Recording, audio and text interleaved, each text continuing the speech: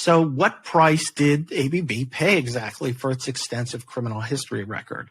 For companies that have to decide whether to disclose and may hesitate because of their criminal histories, the answer now is fairly clear that it is a better idea in many cases to voluntarily disclose, remediate, and cooperate. Global companies face unprecedented risks and challenges in today's economy. To mitigate these legal and economic risks, companies are rapidly embracing and elevating the importance of robust ethics and compliance programs to promote positive corporate citizenship. On Corruption, Crime, and Compliance, you'll hear from industry leaders and insiders about how to create effective ethics and compliance programs that will mitigate risks and maximize financial performance. Here's your host, Michael Volkov. Well, hello, everybody. Happy New Year to you. Today, we're going to look at the ABB FCPA settlement. Hope everybody's doing well. Wanted to talk about this just because it's kind of a controversial case in the sense that the Justice Department put out a new FCPA or corporate compliance, corporate enforcement program. And one of the sort of highlights of that was its unwillingness to allow or give any benefits to recidivists. Well, ABB comes along shortly after this and is a three-time loser when it comes to FCPA cases, and yet walks away with a $315 million settlement. I know that no one would ever think that a $315 million settlement was somehow a slap on the wrist, but in the case of the ABB situation, it definitely raised issues in the context of the FCPA enforcement program, because it was a little bit lower than I think people would have expected in this situation, particularly when we've had billion-dollar settlements like Ericsson, Goldman Sachs.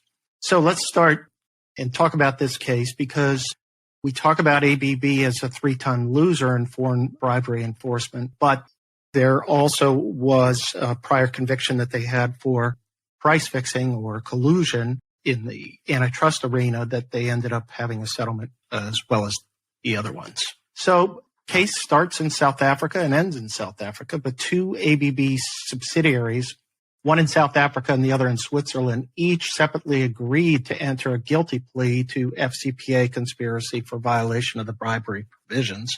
And ABB's parent agreed to enter into a 3-year deferred prosecution agreement for the same conduct. Now, ABB also resolved SEC charges for $75 million, and then there were also foreign prosecutions, including in South Africa, Switzerland, and an expected resolution in Germany, which were all part of the package. And the Justice Department agreed to credit up to half of the $315 million for ABB's payments of penalties to the South African authorities. So the South African authorities simultaneously announced a settlement with ABB under which ABB would pay $142 million to the South African government. So I mentioned ABB's criminal history, and it's a little bit lengthy here. It started with a guilty plea in 2001 for bid rigging involving a contract in Egypt, a guilty plea in 2004 for FCPA bribery violations in Nigeria, a 2010 deferred prosecution agreement and U.S. subsidiary guilty plea for FCPA violations in Mexico and Iraq, and administrative resolutions with European and Brazilian competition authorities relating to the Nigeria situation in 2013 and 2014, respectively. Notwithstanding this lengthy criminal history, DOJ cited ABB's extraordinary cooperation and extensive remediation. And ABB did not earn credit for voluntarily disclosing the violations, but did promptly notify the Justice Department after learning of the conduct. It's actually kind of a weird situation. ABB's lawyers called up DOJ's FCPA unit and said that they wanted to come in and make a voluntary disclosure. They didn't tell them who it was for and what it was about. In the interim between the date that they called and the scheduled meeting date, press report came out about the FCPA or bribery problem. And so the question was whether they would get voluntary disclosure credit, and the Justice Department sort of said that they can't technically under the way the rules are written, but they did point out the extraordinary effort or all the underlying effort that they were making to try to do this, to try to come in and voluntarily disclose the matter. So The FCPA violations stemmed from ABB's bribery payments to a single high-ranking, it was sort of the lead official, from Eskom Holdings, South Korea's state-owned energy company, to obtain confidential information and win lucrative contracts. In the end, DOJ agreed to award ABB a 25% discount from the middle point, not the low point, but the middle point between the mid and high range of the U.S. sentencing guidelines. So let's take a moment and get into the details of the bribery schemes, because they're invaluable to me in learning how criminals think. And bribery always involves some scheme to transfer money and steal it from the organization to fund bribery payments to a government official. And I always say that compliance professionals like to comb through the wreckage and turn the inquiry into a self-assessment. And the questions that they ask: one, if someone in my organization attempted to implement such a scheme, would our company's controls detect or prevent the misconduct? If not, where would the weakness exist? And would my company's due diligence and or transaction screening process uncover the red flags surrounding the use of the third parties at issue? So it's all important, and this is actually one way we all learn, I think, from enforcement actions. It's a good process to go through just to understand where your program is and whether or not you could end up stopping and preventing this scheme from occurring. So let's start with the basic facts. Between 2014 and 2017, ABB paid these bribes to the high-ranking Eskom official and to obtain business advantages in the award of contracts or some contracts. To this end, they engaged multiple subcontractors who were linked to the South African government official and made payments to these subcontractors. The focus is on two. And ABB engaged these subcontractors despite their poor qualifications and lack of experience, and the fact that the government official referred them to the first subcontractor. In exchange for these bribery payments, ABB secured improper confidential information needed for the bidding process and securing the valuable contracts. And as part of the scheme, also, ABB conducted sham negotiations to obtain contracts at inflated prices that ABB had prearranged with the South African government official on the condition that ABB employ a particular subcontractor, this was number two, linked to the government official. ABB falsely recorded all the payments to the subcontractors as legitimate business expenses, despite the fact that a portion of the payments were in fact bribes. So the first project was the Kusile project, and I may be pronouncing it wrong, but this was for a control and instrumentation work, or called C&I, on a large coal-fired power plant at Kusile in Witbank, South Africa. And ABB's ability to secure the contract was dependent on its engagement of this subcontractor, number one, who was introduced to them by the head of Eskom. And Eskom is the state-owned energy company, electricity company. And Eskom introduced the executive from subcontractor one to ABB as a friend, in quotes, and someone who would be, quote, interesting, close quote, for ABB to engage. And ABB managers sought to onboard subcontractor one, however, despite the fact that subcontractor one did not have the requisite qualifications or experience, and subcontractor one submitted a proposal that increased the overall cost of the Kusile project by $9 million. ABB submitted its bid and learned that it was $45 million higher than its nearest competitor. The Eskom official and subcontractor one secured confidential information, and during the non-negotiations over the contractor provided confidential information, and subsequently ABB lowered the price for its bid substantially at the direction of the Eskom official, which was delivered through the subcontractor.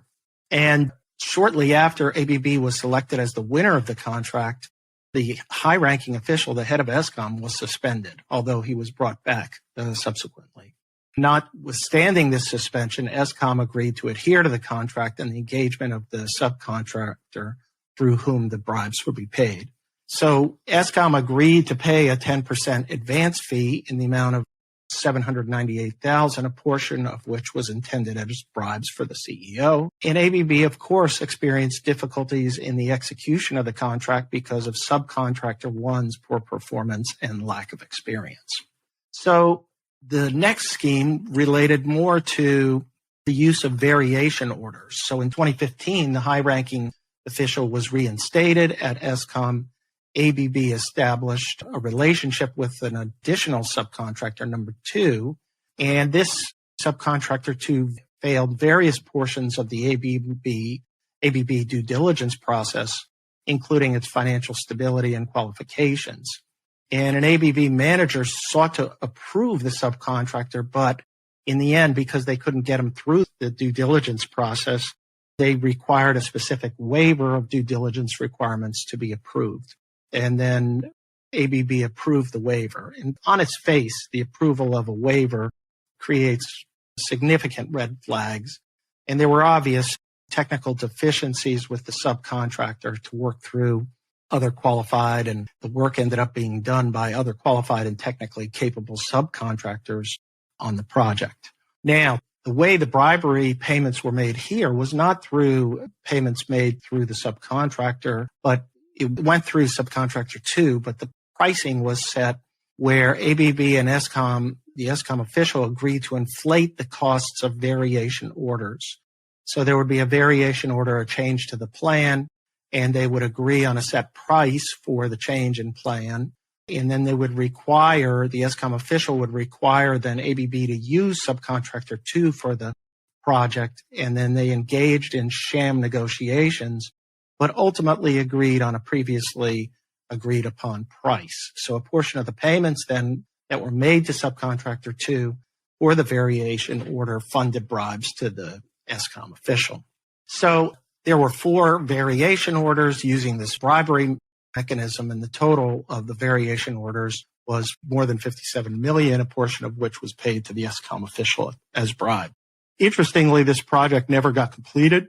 It was stopped in the middle, but nonetheless, ABB earned significant funds from it. So let's take a moment and look at sort of lessons learned, the big picture here with ABB, the 3-time loser, settling the FCPA case. And there are important precedent and policy reminders and always compliance lessons learned here. And ABB gives companies with a prior criminal history a path to follow if they get caught again. And you need to face another inquiry by the Justice Department. And here, ABB dodged a significant bullet. Interestingly, there was no appointment of an independent compliance monitor, which DOJ has been regularly applying to similarly situated companies. So ABB took important first steps when learning about the potential violation. It immediately scheduled a meeting with DOJ to complete its initial disclosure. And they made a commitment to change and not only to attack the controls, but also to go after and improve the overall organizations, not just the part dealing in South Africa, and improve their corporate culture. ABB earned high praise for its extraordinary cooperation, a term that is rarely awarded to a company when seeking the full benefits under the corporate enforcement policy. And the settlement papers, however, didn't give us any detail as to what made ABB's cooperation extraordinary beyond the often used list of cooperation factors. It would be good to know exactly what made it extraordinary versus ordinary substantial cooperation. Now, ABB also received the full benefit of DOJ's anti-piling on policy and was credited with the SEC settlement and monies paid to the South African and Swiss governments, and eventually credit for the settlement paid to Germany. As DOJ has expanded its law enforcement coordination program with international partners, it's embracing more and more of the anti-piling on efforts to recognize the portions of payments made to foreign law enforcement agencies. So what price did ABB pay exactly for its extensive criminal history record? For companies that have to decide whether to disclose and may hesitate because of their criminal histories, the answer now is fairly clear that it is a better idea in many cases to voluntarily disclose, remediate, and cooperate. The underlying facts of the ABB FCPA bribes and how they occurred in South Africa raise a very disturbing issue, an example of the absence of legal and compliance independence and authority. For example, the facts show that when a subcontractor could not pass through ABB's due diligence program, an ABB manager demanded that the subcontractor be approved given the need to close the lucrative deal. ABB's business was able to overcome legal and compliance objections to the third party and secure a waiver of its existing policies. Now, that to me shows that the legal and compliance function, at least the compliance function with the due diligence program, did not have the independence or the authority to withstand the pressure from the business. And this is a screaming red flag by itself. What was the rationale for the waiver? What could ever be the rationale? Who reviewed it? And the failure to adhere to existing controls demonstrates the risks that can result from a failure to reinforce and emphasize the importance of compliance controls. To me, it was an ethical test. Can you turn down a potential business opportunity because of the risks of violations of the FCPA or any other type of law? So ABB's compliance culture obviously did not elevate the role of legal and compliance and empower them to block a transaction, insist on addressing the compliance issues, and receive the support from top management. So in the absence of this basic position and equation, legal and compliance is always going to fall to business pressure, and the company will not be able to promote a culture of compliance. It'll be inconsistent. It's remarkable, though, how often this breakdown occurs in companies that fall to an FCPA enforcement action or even other violations like sanctions and other things. The second, I thought, interesting aspect of this is the local business requirements. Foreign governments often impose local business mandates on foreign companies as a condition of acceptance of significant contract or bid. And this is a reoccurring issue in the oil and gas industry, the energy industry. These local requirements create significant risks, and navigating them is very difficult to uncover. Here we had the fact that we had a referral from the government official, and that referral is for subcontractor one was the kiss of death, let alone subcontractor one's inability to meet the technical requirements to provide the services. Subcontractor two seriously was not qualified, and in any event, the absence of these qualifications, the lack of this sort of objective viewpoint of the two subcontractors shows you how dangerous the local business requirement can be. The last point with regard to the sham negotiations and pricing is it underscores yet again the importance of scrutinizing specific transactions, pricing levels, and questioning red flags to make sure no corrupt indicia exist. In South Africa, the ultimate price was agreed to in advance with a built-in extra amount to pay bribes to the senior executive. It does not appear that these pricing arrangements were ever scrutinized, and these terms have to be subject to historical analyses and an independent review by business and compliance representatives to ensure overall reasonableness. All in all, a pretty interesting case at the end of last year, the ABB case, and it provides a lot of roadmaps, the absence of an independent compliance monitor, and roadmaps for extraordinary cooperation and extensive remediation. So interesting case. Take a look at it when you get a chance, and it's definitely a case that's worth, looking for lessons learned. Thanks again, everybody, and we'll see you next week with another episode of Corruption, Crime, and Compliance. Stay well. If you enjoyed this episode, the best way to support the show is by subscribing on your favorite listening platform. To learn more and connect with Michael Volkov, go to volkovlaw.com.